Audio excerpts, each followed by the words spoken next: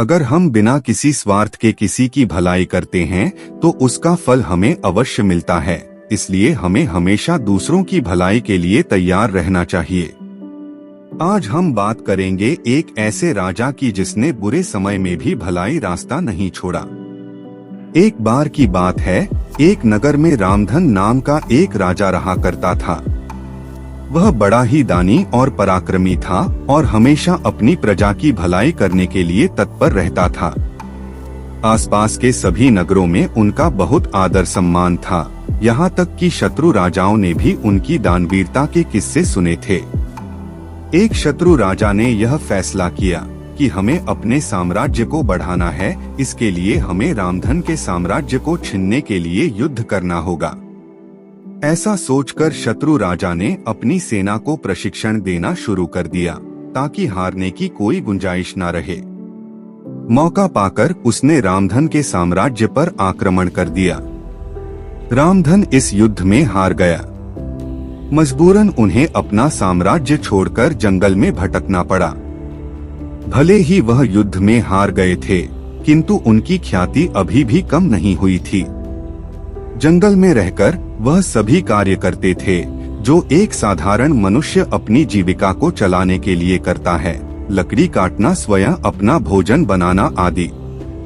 शत्रु राजा को जब यह बात पता चला कि रामधन युद्ध हारने के बाद भी एक सम्मान पूर्वक जिंदगी जी रहा है, तो उसके हृदय में क्रोध की अग्नि जलने लगी।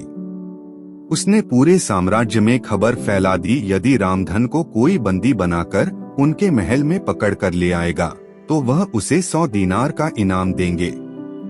यह खबर हर तरफ आग की तरह फैल गई। यह खबर रामधन तक भी पहुंच चुकी थी, लेकिन भोजन कम मिलने के कारण अब वह लोगों की पहचान में नहीं आ रहे थे। वह बहुत दुर्बल हो चुके थे। कोई उन्हें देखकर कह भी नहीं सकता था कि वह राजा रामधन थे।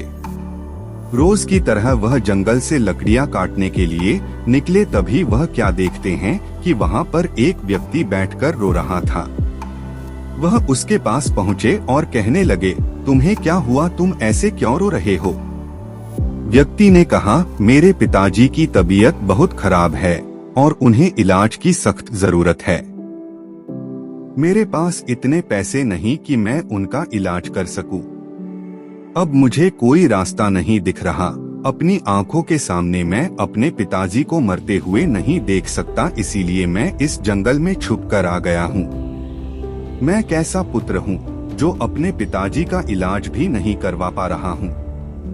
अब तो ईश्वर से यही दुआ है कि उन्हें बुलाने से पहले ईश्वर मुझे बुला ले। रामधन ने कहा, तुम ऐसी निराशाजनक बातें क्यों करते हो? चिंता मत करो, मैं तुम्हें पैसे दिलवाता हूँ, तुम मेरे साथ चलो। ऐसा कहकर वह उस व्यक्ति के साथ शत्रु राजा के समक्ष उपस्थित हो गया। शत्रु राजा ने कहा, कौन हो तुम दोनों? रामधन ने कहा, मेरे शरीर की दुर्बलता के कारण शायद आपने मुझे पहचाना नहीं। मैं राजा रामधन हूँ, जिसको पकड़ने के लिए आपने 100 दीनार का इनाम रखा है। यह व्यक्ति मुझे पकड़कर आपके सामने लाया है, इसलिए इसे 100 दीनार का इनाम दे दीजिए।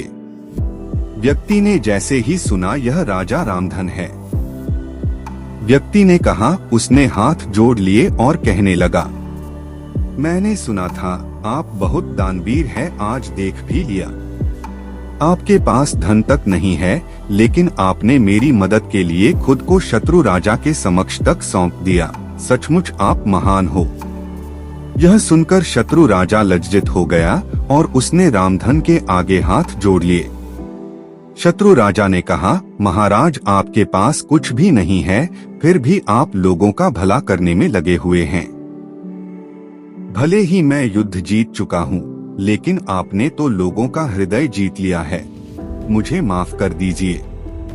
मैं आपका साम्राज्य आपको सम्मान सहित लौटता हूँ और इस गरीब को 100 दीनार का इनाम भी देता हूँ। शत्रु राजा ने आभार व्यक्त करते हुए कहा, प्रजा को आप जैसे राजा की सख्त जरूरत है। यह कहानी हमें यह सिखाती है कि समय कितना ही खराब क्यों न हो, यदि हम लोगों का भला करते रहेंगे तो वह भला किसी दूसरे रूप में हमसे टकरा जाएगा, जैसा कि राजा रामधन ने किया।